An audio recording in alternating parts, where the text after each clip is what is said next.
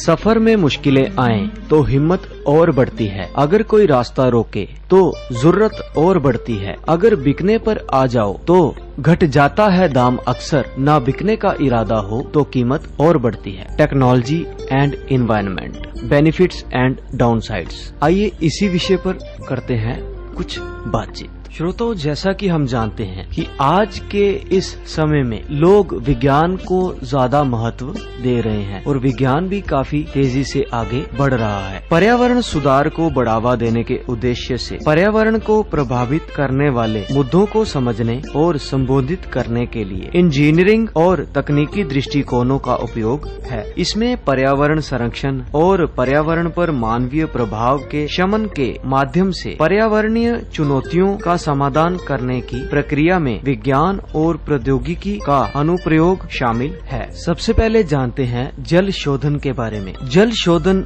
वह प्रक्रिया है जिसमें पानी से निलंबित ठोस पदार्थ और गैसें निकाली जाती है। इसका लक्ष्य विशिष्ट उद्देश्यों के लिए उपयुक्त जल का उत्पादन करना है। अधिकांश जल को मानव उपयोग, पीने के पानी के लिए शुद्ध और कीटाणु रहित किया जाता है, लेकिन जल शोधन कई अन्य उद्देश्यों के लिए भी किया जा सकता है, जिसमें चिकित्सा, औषधीय, रासायनिक और औद्योगिक अनुप्रयोग शामिल है। जल शोधन के इतिहास में कई तरह की विधियां शामिल है। उपयोग की जाने वाली विधियों में भौतिक प्रतिक्रियाएं जैसे अवसादन और आसवन, जैविक प्रक्रियाएं जैसे धीमी रेत फिल्टर या जैविक रूप से सक्रिय कार्बन, रासायनिक प्रक्रियाएं जैसे क्लोरीनीकरण और विद्युत चुंबकीय विकिरण जैसे पराबैंगनी प्रकाश का उपयोग शामिल है। आइए जानते हैं वायु शुद्धिकरण। वायु शोधन उन प्रक्रियाओं का वर्णन करता है जिनका उपयोग मनुष्यों और पर्यावरण पर संबंधित प्रतिकूल प्रभावों को कम करने के लिए हवा से दूषित पदार्थों और प्रदूषकों को हटाने के लिए किया जाता है। वायु शोधन की प्रक्रिया यांत्रिक आयनीकरण, सक्रिय कार्बन अवशोषण, फोटोकैटालिटिक ऑक्सीकरण और कीटाणुनाशक विकिरण जैसी विधियों का उपयोग करके की जाती है। पर्यावरण सुधार, आइए जानते हैं इसके बारे में।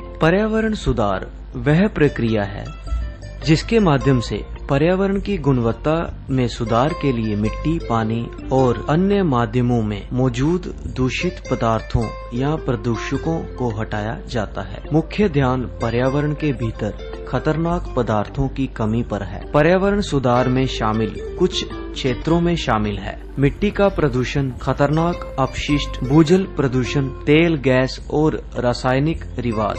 पर्यावरण सुधार के 3 सबसे आम प्रकार हैं। इनमें मिट्टी, पानी और तलछट उपचार शामिल है। मृदा उपचार में मिट्टी में मौजूद प्रदूषकों को हटाना शामिल है, क्योंकि ये मनुष्यों और पारिस्थितिकी तंत्र के लिए बहुत बड़ा खतरा पैदा कर सकता है। इसके कुछ उदाहरण हैं भारी धातुएं, कीटनाशक और रेडियोधर्मी पदार्थ। प्रदूषण के आधार पर उपचार प्रक्रियाएं भौतिक, रासायनिक, तापीय या जैविक हो सकती हैं। जल उपचार सबसे महत्वपूर्ण कार्यों में से एक है, क्योंकि जल एक आवश्यक प्राकृतिक संसाधन है। जल के स्रोत के आधार पर अलग अलग संदूषक होंगे। सतही जल संदूषण में मुख्य रूप से कृषि, पशु और औद्योगिक अपशिष्ट, साथ ही एडिसमाइन ड्रेनेज शामिल है। औद्योगिक अपशिष्ट के बढ़ते निर्वहन के कारण जल उपचार की आवश्यकता में वृद्धि हुई है, जिससे स्थायी जल समाधानों की मांग बढ़ गई है। जल उपचार के लिए बाजार 2030 तक